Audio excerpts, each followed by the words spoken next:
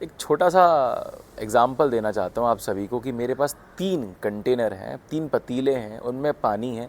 तीनों का पानी गर्म करके 100 डिग्री सेल्सियस पर उड़ा देना है। मैंने क्या किया, पतीला नंबर 1 पर पानी गर्म किया, 2 मिनट के बाद उसको बंद कर दिया, फिर दूसरे पर गया, सेम प्रोसेस रिपीट की, 2 मिनट के बाद उसको भी बंद कर दिया और तीसरे पर गया, गर्म किया, 2 मिनट के बाद बंद कर दिया। इस तरीके से रोटेशन करता रहा। आप मुझे बस इतना सा जवाब दे दो कि मेरे भाई, क्या किसी भी पतीले का पानी साल भर 2 साल में गर्म होके 100 डिग्री सेल्सियस पर पहुँचेगा? आप मुझे बस इतना जवाब दे दो।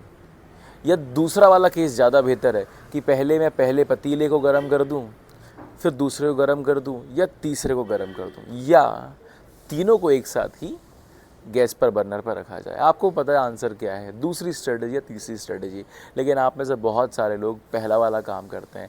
मैथ्स पढ़ते हैं, एक चैप्टर करते हैं, फिर उस पर 25-30 सवाल छोड़ देते हैं, फिर दूसरे चैप्टर पर कूद जाते हैं क्योंकि भैया माइनर आ रहा है, अभी ये वाला टेस्ट आ रहा है कोचिंग का, उसको पढ़ना शुरू करते हैं 2 दिन पर उस पर सवाल लगाए, फिर बंद कर दिया, फिर तीसरा चैप्टर। आपकी कहानी भी कुछ ऐसी ही है। आपको पता है कि पहली वाली स्ट्रेटजी गलत है, एग्जाम्पल में पहली वाली स्ट्रेटजी गलत है, या तो आप दूसरी या आप तीसरी स्ट्रेटजी को फॉलो करो। बस यही आपसे गलती हो रही है। मेरे कहने का तात्पर्य, अगर मैं शॉर्ट में समझाऊँ, कि भाई अगर मैंने सर्कल चैप्टर को छू लिया है तो अब मैं उसके पीछे पड़ जाऊंगा, और तब तक पीछे पड़ जाऊंगा जब तक कि उसको मैं फ्री ना कर दूं। मतलब जब तक मैं उसको बहुत आसान ना बना दूं मेरे लिए। अब आसान कितने सवालों पर बनता है, देखो मेरे भाई, टाइम फ्रेम में बात करते हैं, क्योंकि मैथ्स का टीचर हूं तो मैं स्टेट्स पर बात करूंगा। अगर देखा जाए तो हर एक सब्जेक्ट के अंदर रफली वैसे किसी में 24 चैप्टर हैं, 25 चैप्टर हैं, किसी में 27 चैप्टर हैं, किसी में 28 चैप्टर हैं। ध्यान से अगर आप देखो तो आपके पास ऑन एन एवरेज, मैं एक नंबर देता हूँ, 24 चैप्टर्स हैं। एक एवरेज मैंने काउंट किया हर सब्जेक्ट में।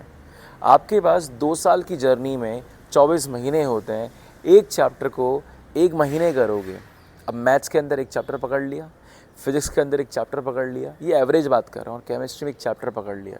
यानी कि देखा जाए तो तकरीबन आपके पास एक चैप्टर को स्ट्रॉन्ग करने का 1 महीना होता है। यानी कि 1 महीने में आप 3 चैप्टर करने वाले हो, एक मैथ्स का, एक फिजिक्स का, एक केमिस्ट्री का। अब एक चैप्टर पर आप समझिए कि अगर आप 30 दिन तक काम करते हो, कितने सवाल लगाओगे आप?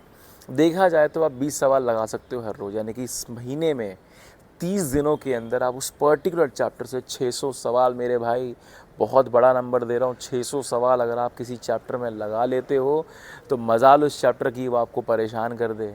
लेकिन हो अभी उल्टा रहा है, आपको वो चैप्टर परेशान कर रहा है। और 600 सवाल अगर आपने लगा लिए एक चैप्टर के अंदर तो आप चैप्टर को परेशान करोगे। लेकिन यहाँ केस उल्टा हो गया। यानी कि अब समझते हैं कि 20 सवाल लगाने के लिए तकरीबन टाइम कितना लगता है और आपको कितनी मेहनत करनी है। 20 सवाल लगाने के लिए मैं एक एवरेज टाइम लेता हूँ 2 से 3 घंटे।